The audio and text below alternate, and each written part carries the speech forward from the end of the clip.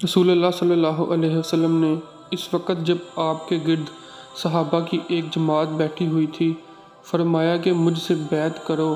اس بات پر کہ اللہ کے ساتھ کسی کو شریک نہ کرو گے، چوری نہ کرو گے، زنا نہ کرو گے، اپنی اولاد کو قتل نہ کرو گے اور نہ عمدن کسی پر کوئی ناحق بہتان باندھو گے اور کسی بھی اچھی بات میں اللہ کی نافرمانی نہ کرو گے۔ جو کوئی تم میں اس عہد کو پورا کرے گا تو اس کا ثواب اللہ کے ذمہ ہے، اور جو کوئی ان بری باتوں میں سے کسی کا ارتکاب کرے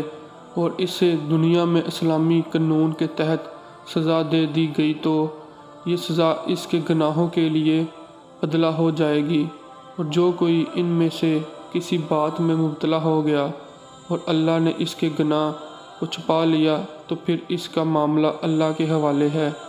اگر چاہے معاف کرے اور اگر چاہے سزا دے دے۔ صحیح البخاری حدیث نمبر 18۔